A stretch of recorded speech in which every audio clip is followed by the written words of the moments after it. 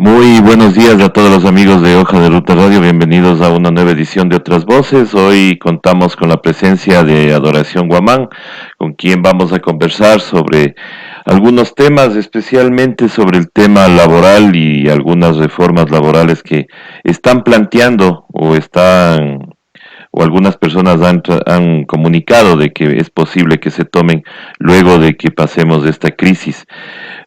Amanecemos hoy con la incertidumbre de que el día de ayer el ministro de Finanzas ha decidido pagar la deuda externa antes que aplicar esos fondos a la salud pública.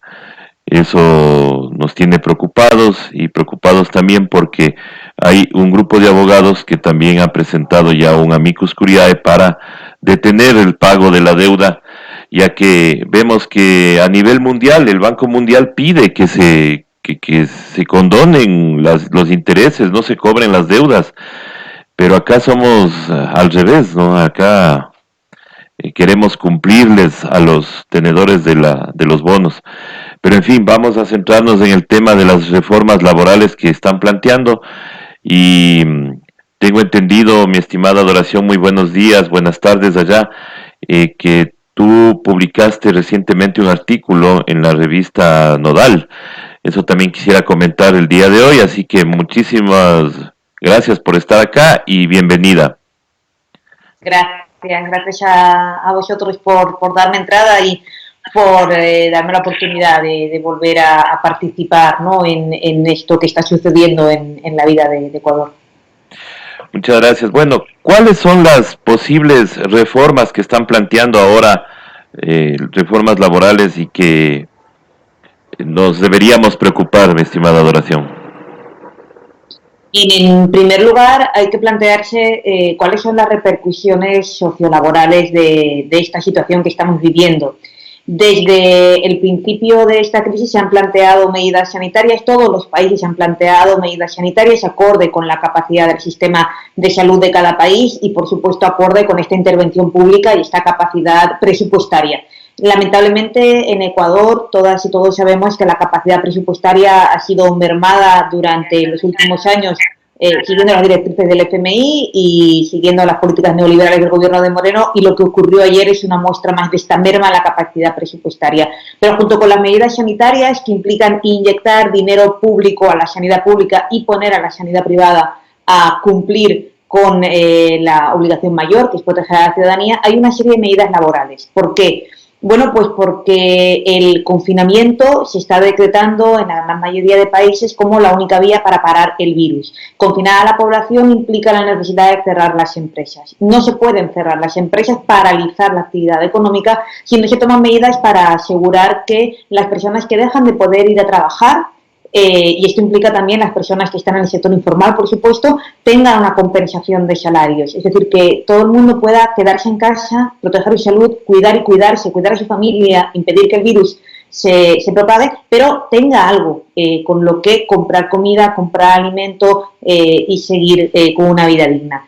La mayoría de países han adoptado medidas laborales, es decir, esta crisis ha golpeado en Europa, como saben, de manera brutal. Tiene el caso de Italia, tiene el caso de España, y todos los gobiernos, de mayor o menor medida, han adoptado acciones relativas a qué pasa con las trabajadoras y trabajadores. Hasta el punto que el mismísimo Boris Johnson, ¿no?, que es el neoliberal entre los neoliberales, ha decidido pagar el 80% de los salarios de las personas que no pueden trabajar durante la crisis. En Italia se ha prohibido despedir durante 2 meses. En Francia se está compensando los salarios en un tanto por cien. Primero los paga el empresario y luego los pagará la Seguridad Social. En España se ha habilitado un sistema para que sea el seguro de desempleo el que lo cubra. Bien, ¿qué está haciendo Ecuador? Esto es lo más terrible de la situación, es que el gobierno ecuatoriano también ha adoptado medidas laborales, pero en sentido completamente contrario a los que se están adoptando en la mayoría de países. Es decir, ha girado la espalda a los trabajadores y trabajadoras y se ha enfocado solo en proteger a las empresas. Y esto lo hizo el ministro de Trabajo en un acuerdo ministerial anterior al decreto de estado de excepción. Es decir, hay un acuerdo ministerial de 15 de febrero del Ministerio de Trabajo anterior al decreto por el que se declara el estado de excepción, que integra una reforma laboral. Y como ya sabemos, el ministro dimitió hace unos días. Dimitió hace unos días y obviamente con una duda que teníamos nosotros, porque en el decreto que se tomó antes de entrar en la emergencia, había un pedido de rebaja de sueldos, inclusive para los servidores públicos, y eso obviamente no, constitucionalmente no se puede hacer, y creo que de acuerdo a las normas internacionales tampoco, pero eso se dejó planteado. Esa es la cuestión. El acuerdo ministerial que de 15 de marzo, integra una serie de medidas que, en mi opinión y en la de muchos juristas, no pueden adoptarse porque fue antes de que se declarara el estado de excepción. Si revisamos un momento ese acuerdo del Ministerio de Trabajo, que es el 077, vemos cómo las reformas van orientadas a que las empresas puedan reducir la mano de obra sin tener consecuencias económicas. Es decir, si una empresa tiene que cerrar, lo puede hacer o si tiene que reducir su actividad, lo puede hacer, y para ello también va a reducir el tiempo de trabajo de las personas que van a haber reducido su salario.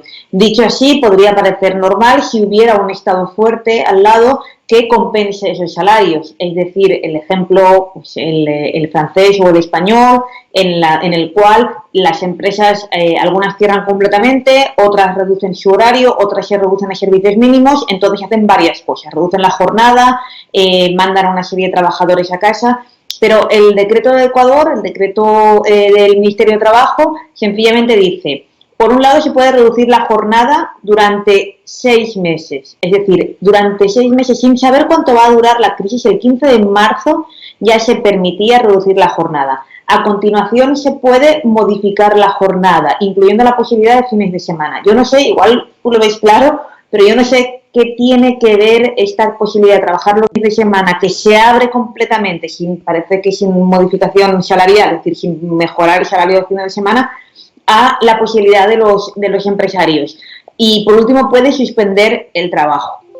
No dicen nada de los salarios, pero si vamos, remite al Código del Trabajo, y si vamos al Código del Trabajo vemos que la remisión parece que queda bastante en evidencia que todas estas modificaciones, reducciones de jornada, etcétera, no tienen compensación salarial. Después circuló un audio de una asesora laboral, asesora de empresas, en la que decía claramente, era una asesora que estaba enviando un audio para decirle a los empresarios que optaran por una de esas opciones, que era sin compensación salarial, y que se lo dejaran para comunicar a los trabajadores y al MDT. Es decir, el Ministerio dejó caer a los trabajadores. A continuación, bueno, y como has comentado, estas reformas, en la opinión de muchos juristas, son muy cuestionables desde el punto de vista del derecho interno, desde el punto de vista del propio Código del Trabajo y la Constitución ecuatoriana, y por supuesto dejan de lado a los sindicatos. Si miramos el ámbito italiano o europeo en general, especialmente español, italiano, etcétera, todas las medidas se han tomado o con consenso de los sindicatos o con participación de los sindicatos, e incluyendo a los sindicatos en la gestión de esta crisis en cada empresa. En Ecuador esto se olvida. El empresario puede decidir o reducir la jornada, o modificar la jornada, o suspender la jornada, trabajadores a la calle sin compensación. Esto tiene una repercusión, yo diría que a nivel social, catastrófica. La gente tiene que dejar de trabajar. Además, el empresario organiza su empresa sin necesidad de tener en cuenta este coste laboral, que va a ser asumido directamente por los trabajadores, y bueno, nos enfrentamos a la pregunta de qué va a alimentarse la gente cuando deje de cobrar el salario. Junto con esto está el enorme problema de las personas que trabajan en la informalidad y que dejan de poder realizar su trabajo de supervivencia, y que además tampoco tienen un colchón económico. Bueno, la pregunta es, frente a toda esta crisis social que se puede acabar produciendo, si no se está produciendo ya, por no ser alarmistas, frente a toda esta posible crisis social, ¿cuáles son las medidas tomadas? Bueno, pues aquí creo que viene la otra mala noticia, porque, no sé, por supuesto que habrás visto el vídeo del presidente, en el cual anuncia las pequeñas medidas sociales que decidieron adoptar. Medidas sociales que de sociales no tienen nada, ¿no? Porque lo que están afectando es justamente a la clase media y a la clase baja. Ahora, ¿cómo podríamos parar este tipo de reformas? Porque hay un grupo de economistas que también lanzan unas supuestas medidas que se podrían tomar luego para la recuperación económica luego de la crisis, y ahí también está el bajar los salarios, bajar el salario mínimo. O sea, son medidas que van en retroceso de los derechos de los ecuatorianos. A ellos, ¿cómo parar estas reformas? ¿Qué podríamos hacer? A mí me parece que estos economistas están absolutamente desubicados. Hay que recordar el vídeo del presidente de El Salvador el otro día que les recordaba a los empresarios que dejen de preocuparse tanto por sus ganancias ahora, porque lo que importa es la vida y es vivir, ¿no?, para disfrutar del dinero que se tiene. Si seguimos así en un momento de crisis como esta, pues nos debería de preocupar otras cosas. Hay que poner la vida en el centro y no preocuparnos de cómo vamos a salir, sino cómo vamos a manejar esta crisis, en primer lugar atendiendo a las personas que están enfermas y en segundo lugar permitiendo que las personas que no tienen en estos momentos ingresos salariales pues tenga una compensación. Y lo que se necesita es, evidentemente, un Estado fuerte, un Estado con capacidad, un Estado robusto que inyecte dinero directamente a las familias.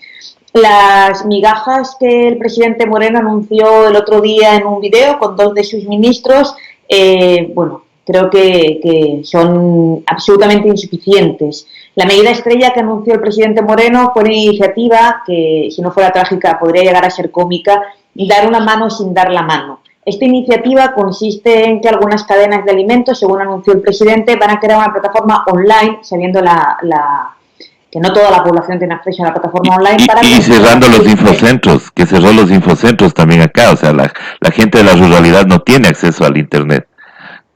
Bueno, y claro, además hay que tener en cuenta que yo tengo la sensación de que el presidente y sus ministros viven en una burbuja urbana y que la ruralidad no les importa y que no están pensando en cómo va a golpear esto a la población rural y a la población realmente más desfavorecida. Una cesta de productos básicos que van a repartir algunos centros, grandes centros, grandes supermercados, de luego no ayuda o no compensa los salarios perdidos.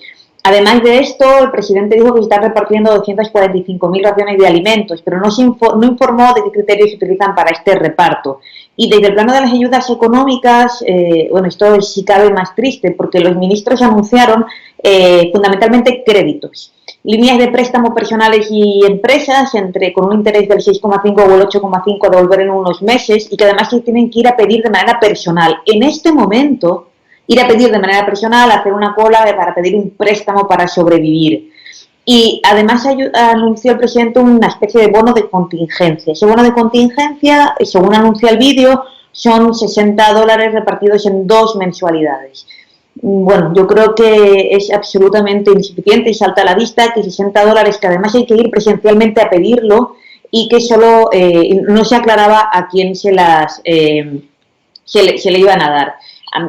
Ninguna de estas medidas suple ni por asomo la carencia de salarios y puede sacar de la situación de necesidad a las personas que en estos momentos pues tienen realmente una carencia de medios vitales. Creo que es obligación del gobierno poner por delante a su pueblo. Esto es algo esencial, y la decisión de ayer de pagar la deuda antes que salvar vidas, bueno, constituye una decisión muy grave. El otro día, en un artículo sobre Bolsonaro, la profesora Caroline Proner hablaba de crimen contra la humanidad de Bolsonaro por no atender la gravedad de la situación. Yo creo que hay que empezar a pensar en cómo vamos a responder ante una dejación de funciones que supone el no atender a las necesidades básicas de la población, ir atendiendo la cuentagotas, responder rápidamente a las exigencias de los mercados, responder rápidamente a la exigencia del pago de la deuda y desatender la crisis sanitaria y social, o atenderla en un porcentaje que realmente no es suficiente para proteger al conjunto de la población. Estas medidas que toma el gobierno, pues obviamente son totalmente peleadas con todas las normas internacionales. Ahora, él había tomado una decisión de desaparecer ciertas instituciones del Estado. Hoy, por ejemplo, por la emergencia no estamos teniendo despidos, a pesar de que sí ha habido en algunos casos, especialmente en temas de salud, personas que reclaman, personas que han hecho su trabajo y que por la tosudez de algunos ministros han tomado la decisión de separarlos. Pero, ¿qué pasará luego de la crisis? ¿Cómo defender el trabajo de estas personas? Porque la decisión parece estar tomada y hay gente que se va a quedar sin trabajo y ahí vamos a tener mucho más desempleo y así tomen las medidas que sea, pues obviamente la persona desempleada no va a poder acceder ni siquiera a un salario mínimo. Sí, bueno, de esto creo que ya llevamos hablando meses, de cómo desde pocos meses después de entrar en el gobierno y fundamentalmente creo a partir de la consulta, el presidente y el ejecutivo en su conjunto se han orientado a la aplicación de una serie de recortes brutales del Estado, a adelgazar el sector público de una manera hasta dejarlo esquelético e incapaz de responder a las necesidades mínimas de la ciudadanía. Todo esto se agrava, como bien sabemos, cuando llega el acuerdo con el FMI y se empiezan a implementar las medidas que consistían en, acordémonos, la reducción del 1% del PIB en salarios públicos, y esto creíamos que podía implicar el despido habíamos calculado más de 100.000 personas, y ya se había aplicado una buena parte de esta reducción de empleo público. Claro, en una situación de relativa normalidad esto es grave porque, bueno, se están reduciendo derechos sociales y esto va en contra de los compromisos de Lenín Moreno con los acuerdos internacionales. De hecho, el propio Comité del Pacto Internacional de Derechos Económicos, Sociales y Culturales, en pleno octubre, envía un informe en el cual afirma que el presidente Moreno y su gobierno están actuando en contra de los principios de no regresividad y progresividad de los derechos sociales. Pero ya digo, en situaciones normal es gravísimo porque estamos incumpliendo pactos y estamos incumpliendo la Constitución y estamos condenando a la miseria a miles de conciudadanos. Está en el gobierno del Lenín Moreno. En una situación como esta, la gravedad se multiplica. En una situación como esta, todas las reducciones de personal sanitario que se han producido afectan directamente a la posibilidad del Estado de salvar vidas, y todas las reducciones en general del aparato del Estado afectan a la capacidad de reaccionar para evitar que esta crisis golpee de manera mucho más grave. Es cierto, como comentas, que en este momento los despidos, por la situación en la que estamos, se han paralizado, pero claro, hay que pensar que si se gestiona mal como se está gestionando una situación como esta, las consecuencias, además de con respecto de la vida, van a ser con respecto de la economía, porque el Estado en algún momento va a tener que empezar bueno, de hecho, seguro que en algún momento lo hace, porque lo han hecho todos los estados, a dar ayudas también a las empresas. Esto va a significar un mayor endeudamiento y, por supuesto, si sigue este gobierno con estas políticas, este mayor endeudamiento luego se cobrará nuevos puestos de trabajo en el sector público, porque al final la línea que está llevando Lenín Moreno, que yo creo que está a la vanguardia, ¿no?, de los estados que están aplicando políticas neoliberales brutales en América Latina, es la línea errónea que también se siguió en cierta manera y no tan dura en Europa en la crisis de 2008, que lo que hizo fue gestionar la crisis de manera que toda la repercusión de esta cayera sobre los hombros de las trabajadoras y trabajadores del pueblo y no de las empresas. Lenin está rescatando empresas, Lenin está mirando por sus beneficios, Lenin está complaciendo al Fondo Monetario Internacional y a los acreedores internacionales y dejando caer a los más débiles. Cuando se salga de esta situación, o una de dos, o el gobierno da un giro o realmente hay un cambio en este ejecutivo, o la situación todavía va a empeorar. Yo creo que posiblemente pueda empeorar, mi estimada Adoración, porque lo que estamos viviendo y hay dentro del gabinete, ahí parece un descontento, porque la salida del ministro de Trabajo, al parecer, tiene que ver mucho con estas medidas o con las que se van a tomar. Eh, la verdad es que sí tenemos un negro panorama luego de que pase esta crisis, porque, o sea, ahorita mismo estamos preocupados por todas las personas que trabajan día a día, por las personas que no tienen para pagar sus préstamos. Sin embargo, la banca y sin embargo las empresas que han dado créditos pues están cobrando y no hay una moratoria bancaria, no hay unas medidas que protejan realmente al trabajador y a la persona que está en este momento endeudada. Ahora,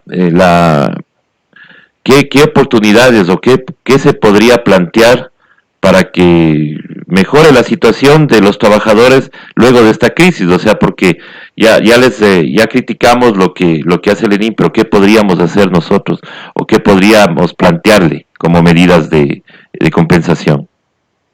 Bueno, de momento creo que tenemos que, ante todo, ser la medida de lo posible positivos. Y en esta situación tan complicada, cuando pues, la gran mayoría, bueno, una buena parte de la población está en su casa, cuando otra parte está trabajando con un riesgo de contagio elevado, en esta situación tan complicada creo que es importante mantener la esperanza de que como sociedad y con la solidaridad de todos y todas vamos a salir de esta situación, apuntando desde luego todo lo que el gobierno no ha hecho, pero también apuntando soluciones que tienen que tomarse. Creo que hay otros niveles de la administración que están actuando. Creo que están intentando paliar la incapacidad del gobierno con otros niveles digamos, alcaldías, incluso prefecturas, y esto es positivo porque antes de pensar en el después, creo que hay que pensar en el ahora y lanzar propuestas. También es cierto que hay una actividad enorme en las redes sociales con un montón de personas que ya no solo denuncian, sino que también llaman, ¿no?, a la unidad de todas las personas que consideramos que se deben hacer las cosas de otra manera para hacer propuestas e intentar que si el gobierno responde, otros niveles de la administración sí lo hagan. Desde luego, para después hay que haber tomado nota de los errores. Creo que es necesario fundamentalmente realizar una amplia reforma laboral en sentido completamente contrario a las que se han ido tomando a cuentagotas por el Ministerio de Trabajo. El Ministerio de Trabajo lleva reformando en sentido precarizador a todos los sectores de la economía, desde el banano, y recordemos que el antiguo ministro de Trabajo, Ledesma, tenía fuertes intereses en la industria del banano, floricultura, etcétera. Es decir, lo primero que hay que hacer es asegurar que las personas que trabajan lo hagan en condiciones de seguridad y de dignidad. Y eso es factible porque precisamente fue el propio MDT el que, ¿no?, hizo como el giro contrario y los condenó a una precariedad desde 2008 brutal. Además, es importante tener en cuenta la cantidad de personas informales, y desde ahora, y esto es algo que se está proponiendo con muchísima fuerza en Europa, es posible ya pensar y decir en voz alta que necesitamos una renta básica de subsistencia, que los bonos, el bono de desarrollo humano en este momento debería de dar un giro y debería de ampliarse, dejarse el carácter asistencial y ampliarse como un bono dignidad para que todas las personas pudieran tener un ingreso hasta que se superara esta primera etapa de emergencia, y que luego se pensara y se repensara este bono para ampliar al máximo su cobertura, y entonces tener por un lado una cobertura que sacara a la gente de la pobreza donde este gobierno la está volviendo a meter, una cobertura que dignificara la vida y a la vez un trabajo digno en todos los sectores, especialmente estos tan golpeados como son los sectores más de carácter agrícola y los sectores de la exportación. Y por supuesto, en el tema de trabajo público, de empleo público, creo que la necesidad de reforzar el empleo público es evidente, la necesidad de mejorar los servicios públicos, sobre todo la sanidad, es absolutamente obvia, y que esta crisis lo está poniendo de manifiesto. Si esta crisis ha conseguido hacer girar a neoliberales como Boris Johnson, hacer que la Comisión Europea y el Banco Central Europeo den un giro radical a sus políticas y, por ejemplo, permitan que los estados se endeuden o inyecten dinero en los bancos para que los préstamos fluyan, Si la misma Comisión Europea y el Banco Central Europeo han girado de esa manera, incluso Boris Johnson, creo que los gobiernos de carácter neoliberal que mantienen los dogmas del Estado mínimo deberían tomar nota y darse cuenta que el dogma del Estado mínimo en estos momentos puede matar a nuestro pueblo. Pues exactamente, y hay, o sea, la idea es que sí hay cómo hacerlo, porque hay países que ya lo han hecho. Por ejemplo, Argentina pide la moratoria del pago de su deuda, de la deuda del FMI por 5 años. Y acá no podemos pedir una moratoria qué sé yo, por un año, por un mes. O sea, el problema acá es, y es la duda que nos da, es que posiblemente los tenedores de bonos pues sean personas de acá mismo, empresas grandes de acá del Ecuador, y eso es lo que nos preocupa. Bueno, tú has dicho la frase, no podemos. Bueno, creo que es evidente a quién responde el gobierno. Sí se puede, pero no se quiere. Y esta es una decisión que hay que grabarla a fuego en nuestra memoria. Pudieron elegir, hay otros modelos, la misma esencia del neoliberalismo brutal, que es la Comisión Europea, íntima amiga del FMI, está planteando otro modelo, porque tiene que salvar vidas, y Lenín Moreno ha elegido el contrario. Esto tiene que quedar grabado porque en algún momento vamos a poder votar otro tipo de medidas y otro tipo de gobierno. Y ahí la ciudadanía creo que tenemos que ser muy coherentes en ese sentido y darnos cuenta cómo no se gestiona una crisis. Y en estos momentos, ciertamente, quizá no es el momento de politizar las soluciones, pero sí que es el momento de tener conciencia de que toda decisión es política, toda decisión de política pública deriva de la ideología de quién la toma y en este sentido, o de los vínculos político-económicos de quién las toma, y en este sentido lo que está evidenciando la política de Lenín Moreno es que está orientada a favorecer a los grandes capitales, a los poderes económicos, a quien tiene negocios transnacionales y a quien está siempre beneficiado por el FMI. Esto no se nos puede olvidar porque está gobernando de espaldas al 99% de la ciudadanía. Exactamente, es lo que no debemos olvidarnos, pero el problema es que acá inclusive ya hasta están postergando las elecciones, o sea, posiblemente el próximo año no tengamos ni siquiera la oportunidad de decidir. Entonces eso también es un tema que nos tiene preocupados. Adoración, te queremos agradecer muchísimo por haber aceptado esta entrevista y te dejo con tu mensaje final, mi estimada Adoración.